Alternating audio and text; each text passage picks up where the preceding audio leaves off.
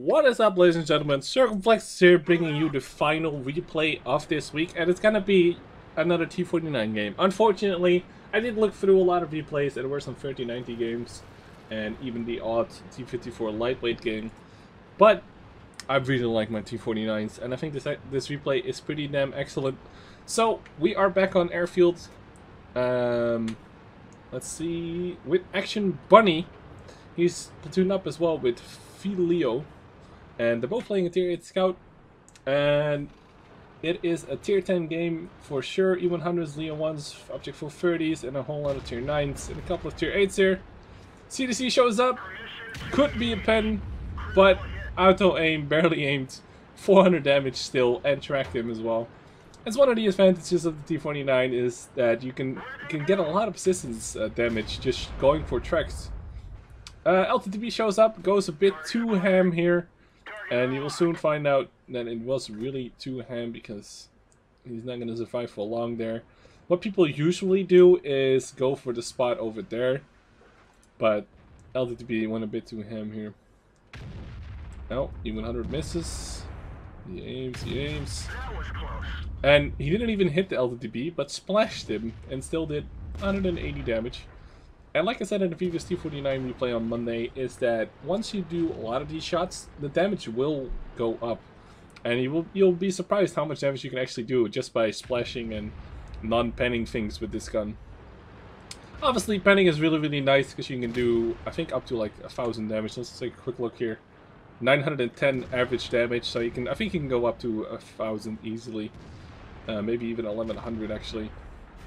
But it's going to be a tough fight, because the RE100s are not the smartest players, as you can see by the XCM, but they are holding their own for now.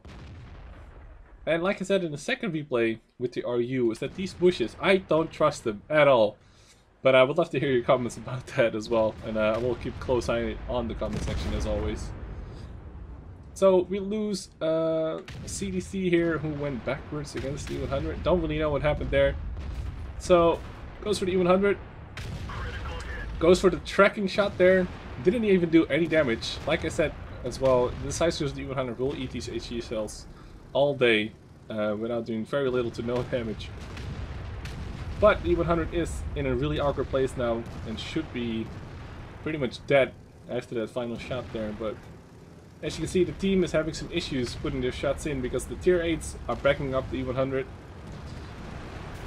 So Action Bunny here goes down and tries to go behind all these people, but the T44 is still hanging back there, which is something you don't want to meet. Now this is pretty crazy. Gets the back of the CDC, pens him easily, and finishes him off for 607 damage. That was a bit risky, because I'm pretty sure the T44 did not fire yet. Tortoise shows up here and he goes for the heat shells. Now the heat shells do less damage, obviously, than the HE, but do have a pen on 152, which is more than enough for the back of a Tortoise. So putting a shell there, 748, nice average damage roll there, and loads another heat shell, because I think he's going to go for the T44. The T44s actually be penned with HE shells as well. The American heavies, even the M103 and the T57 heavy, have really bad back armor in the chassis, and the engine deck and stuff like that on those heavies is, if you're up close, is easily bannable by T49s and can do some ridiculous amounts of damage, and will often also set them on fire. Loads back to the HE and sees that there's two Waffles here, excellent targets for the T49. Waffle shows up here, takes aim, hits him there, 934 damage, really nice there. Needs another shot to finish him off though. Takes cover and goes below the gun of the Waffle as he reloads his gun here. Artillery just missed him, that's what you heard in the background. Also the Rheinmetall on 1100, you could potentially one-shot those, I'm pretty sure you can roll that high. Now this is going to be a tricky shot. The tier 8 just dies outright, doesn't have to worry about that anymore. The Waffle doesn't pay full attention to what he's doing, I don't think, and he pens him for 666, which is obviously a sign of the RNG's disapproving. And he takes about full health, 1600 damage done to him, bringing the total up to over 3500 damage. And the team is pretty equal at 7 to 8. There's still artillery alive, so he's probably going to be at B0. considering where he just got shot from. There's no way he can be below in the K line or anything like that. Batchet shows up here.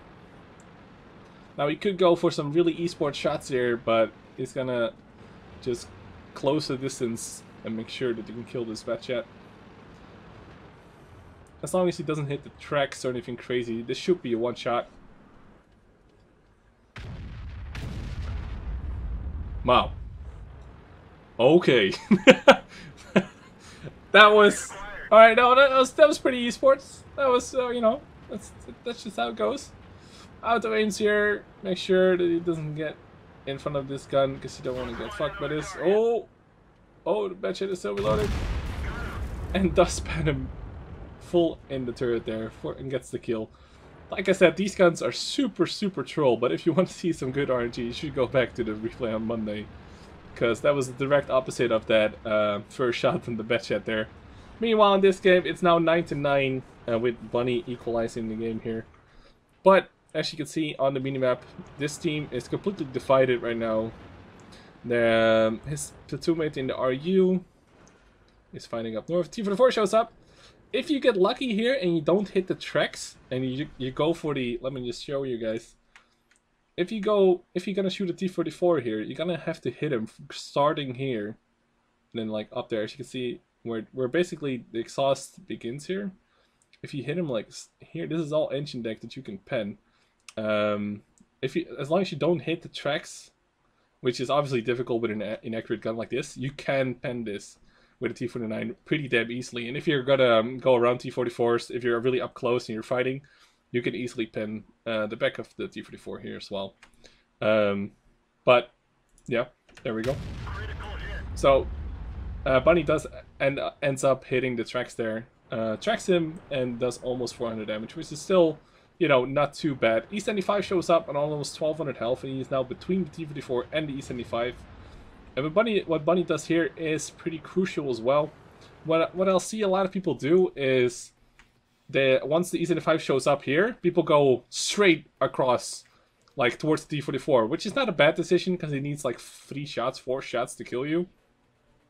But what Bunny does here is actually pretty damn smart. So he sees if he can shoot the T44, takes care of his surroundings here. Can he shoot T44? No, 430 kills him. And this is really smart. Instead of just going absolutely haywire and like going straight for the T44 or straight down the hill, he waits for the E75 to go up first with his slow heavy tank before he drops down. Obviously the 430 is on the way as well. So this is just basically preparing the E75 as good as possible for his teammates here. And to make sure he doesn't get shot himself. The E75 is stuck, but the stuck on the E75 might actually be more annoying against scouts because of the shorter reload and higher DPM than the Top Gun. E75 goes for the 430, and here you will see where the stock gun will come in. He's already reloaded, puts a shot into Bunny anyway. Bunny goes around him, goes for the back of the tank, and pens him there for 546 damage. Excellently played there, well executed. And like I said, that's really nice to do such things where you just wait and be a little bit more patient than usual. And if he had a stock gun, he probably... If he did not have the stock gun, he probably wouldn't even have taken a shot there. So the 430 goes against the Ice Tree frontally, whilst Bunny goes around, or tries to go around.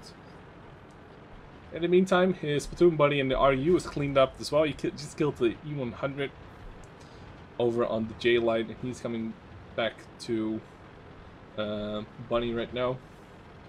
So the Ice Tree kind of disappeared. The 430 is playing the waiting game here. The Ice Tree is still there. And the other Ice 4 shows up now as well. Now Ice 4 is going to be pretty tough to pen. You're going to need to back with heat, I think. And even then it's going to be tricky. And Ice 3 is obviously full of space armor. So the HE doesn't pen him, but tracks him again and does a little bit of damage. So Ice 3 shoots a little bit too early and doesn't hit Bunny at all. Bunny making excellent use of the traverse and the speed and the agility of the T49 here. Ice 3 shoots him again, but he does have a fire extinguisher.